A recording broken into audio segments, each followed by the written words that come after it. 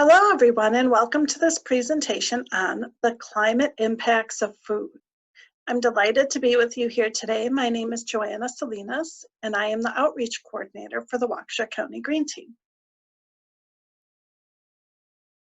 The Waukesha County Green Team is a 501c3 nonprofit based in Waukesha County. We are a volunteer organization, and we work towards advancing sustainability in the county. We work with local municipalities, businesses, schools, and residents. In order to do this, we have multiple community and interest groups. We have a green team in Sussex, in Elm Grove, a permaculture and gardening group, a waste and recycling interest group. We're just launching a new solar interest group. We have a creation care network that works with faith-based organizations and a youth green team. We also work on special projects. So we have a podcast that comes out once a month called Greencast. And we also just launched the 30 by 30 Nature Challenge, where we challenge you to spend 30 minutes a day in nature for 30 days in a row. The Waukesha County Green Team was created in 2009, believing that people will do the right thing if they understand A, the impact of their decisions and actions on our environment, and B, what's at stake if our environment is overly compromised by our actions. We approach sustainability in a way called the One Simple Act. It encourages people to change one simple habit over the course of a few weeks or months. As those habits become ingrained in us, then we encourage people to pick a new one. Collectively, we can have a very strong impact. Today, we're going to talk about the climate impacts of food. Every time we go to the grocery store, cook a meal, go out to eat at a restaurant, the food we eat has an environmental impact. Most of us never think about where our food comes from. We go to the grocery store and we have a list of what we want to eat. We fill up our carts. We buy a lot of extra stuff that maybe we weren't planning on, and then we come home, and that's the end of that thought process for where our food came from. We're thinking about our own day-to-day, but often we don't think at all about what went into the making of that food because we can't see that process, so we don't consider the impacts. So how many of you garden? Do any of you have chickens or other outdoor animals? When we plant something, we often think about the life cycle of the plant and how the external climate might be impacting our plants. So we start by planting a seed. That seed sprouts, it grows roots, there's a seedling, then it grows bigger, there's a stem, there's a whole plant, there's a flower. And we think a lot about how this external climate is affecting our plant. Is it getting enough water? Is it getting enough sun? Is there a storm coming? We think about what we need to make that plant survive. What we often don't think about, though, is how our plants, how our livestock are affecting the climate. We need to think about the climate as being cyclical. We have our weather patterns up here. And as our weather patterns are increasing in intensity, it causes our human activity to increase in intensity. It changes the way that we grow our plants. It changes our livestock. It changes our human activities. Our technology then changes to adapt to this. But then as our activities on Earth are increasing, as our population grows, as we have more livestock, more plants, it's then adding all of that energy back up into the atmosphere. It's creating this cyclical pattern that is just continuing to intensify. So often when we think about greenhouse gases, we're thinking about our transportation sector, we're thinking about our power sector, our utilities, we're thinking about coal, we're thinking about oil. But when it comes down to it, the world's food system is responsible for 25% of those planet-warming greenhouse gases. So there's 4 really big ways that food is impacting climate. The first way is through deforestation. Deforestation is occurring when a forested area is cut and cleared to make way for agriculture or grazing. The Union of Concerned Scientists reports that just 4 commodities are responsible for all of the tropical deforestation. So when we think about rainforest disappearing, really there's 4 products that are causing that. The first one is beef. A significant portion of all the world's beef is actually being raised in tropical areas. So areas where they've clear-cutted rainforests, they're clear-cutting it for beef. The second product is soy. The third product is palm oil. And the fourth is wood products. The Union of Concerned Scientists estimate that an area the size of Switzerland is lost to deforestation every year. The second biggest way that food impacts climate is actually an issue of methane release through animal food digestion.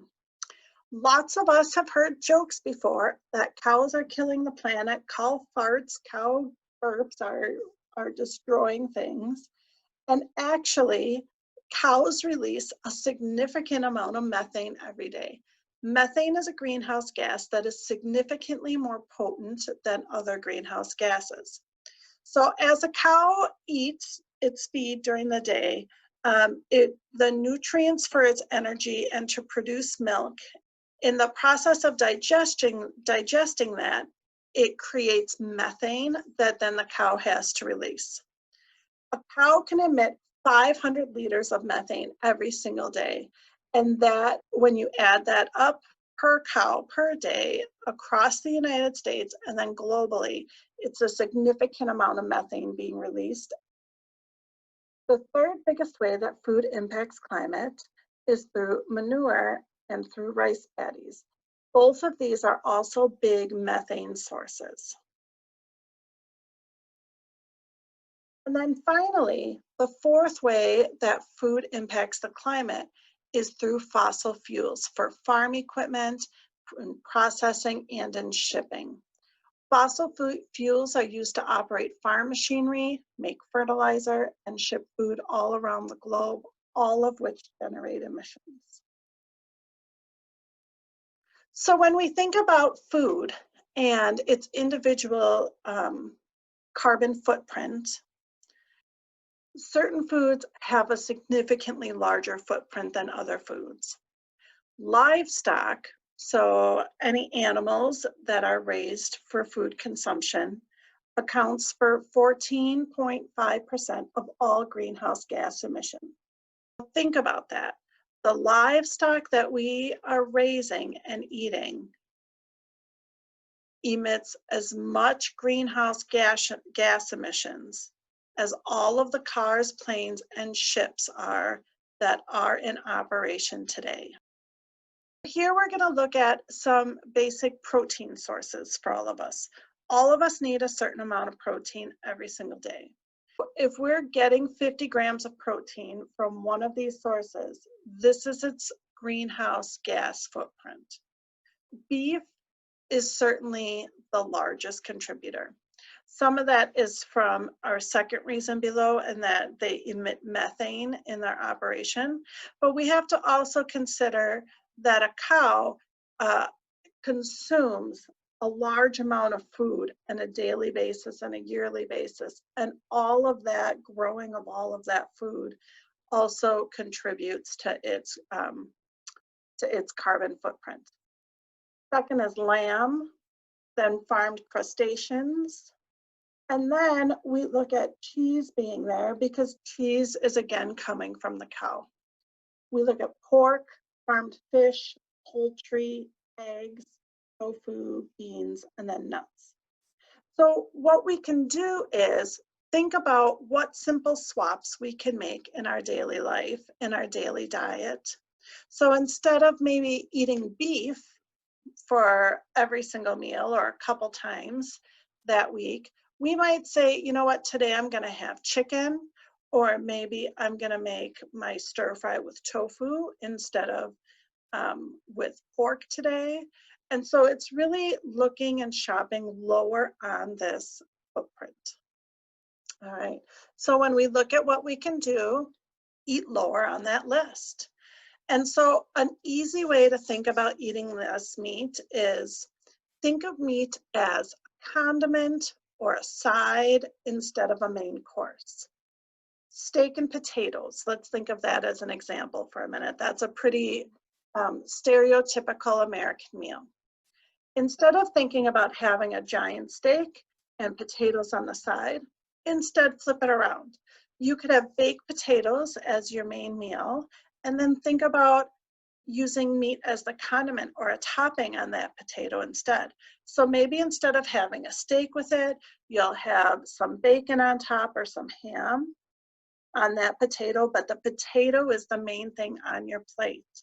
And so immediately there, you greatly reduce the footprint of that meal by making a vegetable or a fruit or an alternative protein the star of that meal.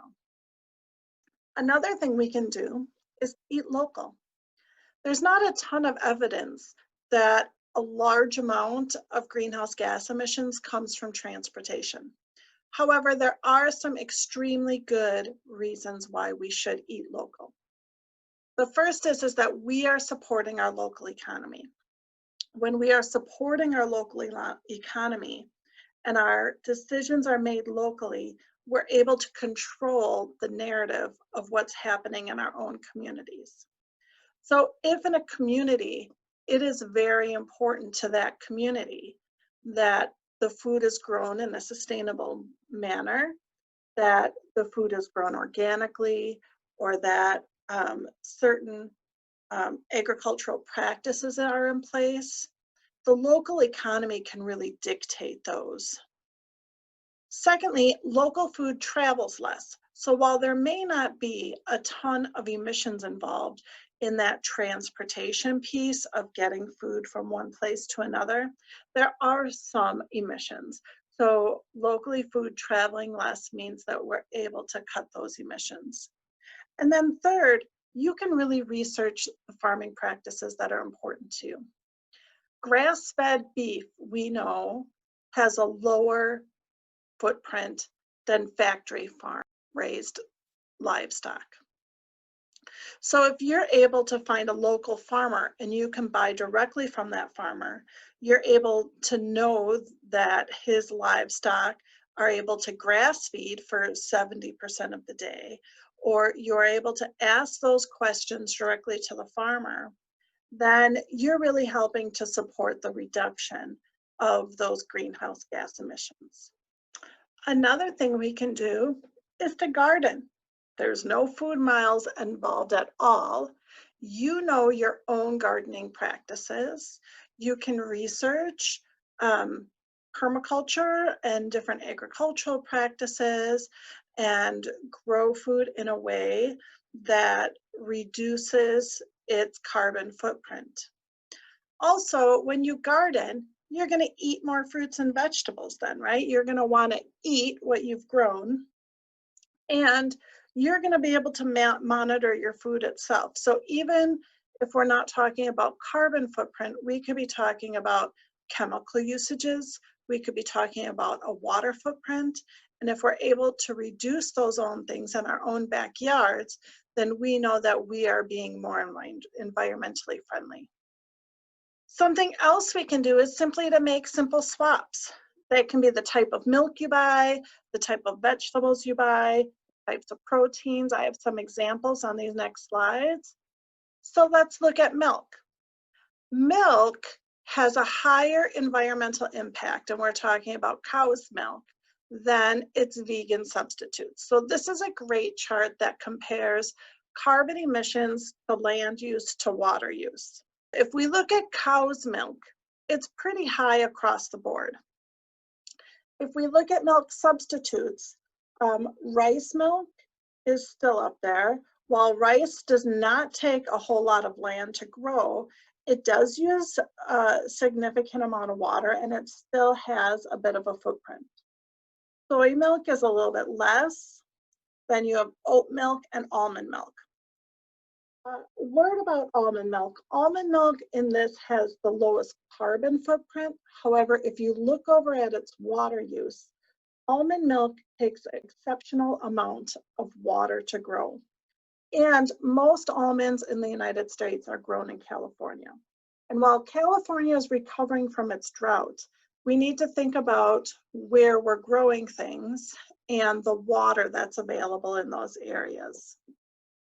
All right, this is just some basic produce that we could look at here, or some basic groceries. And so if we're looking at the carbon footprint of each of these, incrementally it goes up. We're talking about simple swaps. Maybe I'll serve potatoes tonight instead of broccoli. Or maybe I'll decide to make beans instead of pasta because those are lower on the list. And then when we look at some other protein sources here, we can see that an egg has a higher footprint than, let's say, lentils does. So lentils might be my choice tonight instead of making a frittata, or I might choose to have fish tonight or freshwater fish instead of saltwater fish. So when you have lists like this, you're able to easily see what kind of swap you should make. And then this is the meat, and as we talked about before, beef is extraordinarily high. So chicken is certainly better than beef. If you're not ready to give up meat in your home yet, eating a little lower on this would be the preferable method. One of my very, very favorite things is this carbon footprint food calculator. When we go to this carbon footprint food calculator here, we're able to look at this. And let's see. All right, here we go. We're able to pick a food. Let's look at this list and say, all right, let's pick peas. Peas are just a general thing, right? So we have peas, and I want to eat peas. I love peas. How about 3 to 5 times a week? So we look at this list, and then it'll give us a lot of facts about the food we want to eat. If we eat that many peas, we know that we're contributing 3 kilograms of carbon emissions to our annual greenhouse gas emissions. That is the same as driving a car about 9 miles, okay? And it says, how do other proteins compare? So we were at 3. We know our peas are all the way down here on the list. Peas are a really pretty good choice. So then it says, let's choose another thing. Oh, let's choose wine. Let's find out about wine. All right, I would like to have a glass of wine once a day. How about that? Let's see what it says. So then we're contributing 114 annual greenhouse gas emissions. And so now that's equivalent to driving the car significantly further than the peas were. Also then, now we're looking at water use. It's the same as taking 77 showers. That's interesting. So then we can compare it to other things. So wine is better than coffee. Look at that. That's pretty good. And it's significantly better than beer. But look at that. The tea is so much better than all of it. Maybe it's going to guilt me into drinking some tea. So anyway, we could do this on and on and on. It is very interesting. You can compare dark chocolate to regular chocolate. Oh, dark chocolate is worse than milk chocolate. That's interesting. So I will have the link to this up here available for this carbon footprint. The last thing, and almost the biggest thing we can do to reduce our carbon emissions for food, is to reduce the amount of food that we're wasting. So I pose this question to you. According to the USDA, What percentage of food is lost at the retail and consumer level? And the answer is 31% of food in the United States is wasted on the retail and consumer level. That's 133 billion pounds of food.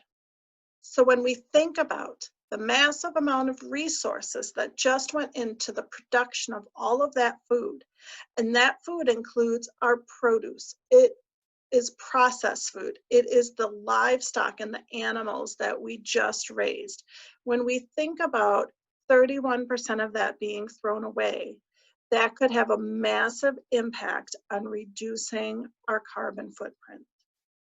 So there's a lot we can do in the United States to reduce food waste, but one of the most important things we can do is to take control of our kitchen. Let's start with a food inventory, to take everything out, check the expiration dates, and then to start over.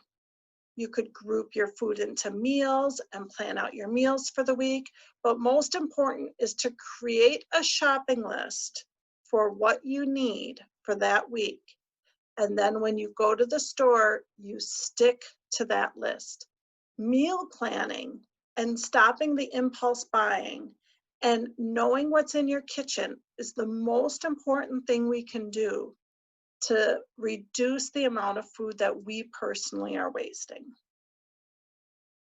So I want to thank you so much if you're still here listening to me and for talking about the climate impacts of food with us.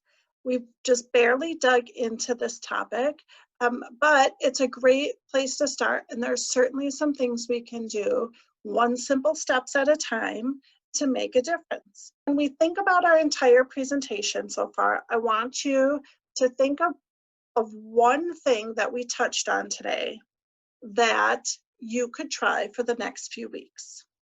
So you could reduce the amount of meat you're consuming. You could use the food calculator and choose something lower on the list. You could make a simple swap and change the type of milk you're drinking or change the type of protein you're eating. You could go outside and plant something, and you could try growing your own food for a while. Or you could work on food waste for that week and try to meal plan. So I want to thank you so much for being with us today, and I can't wait to see you again next time. If you want to learn more about the Waukesha County Green Team, you can visit us on our website or Facebook. It's www.waukeshacountygreenteam.org, and on Facebook you can just look up the Waukesha County Green Team. All right, I hope to see you again soon.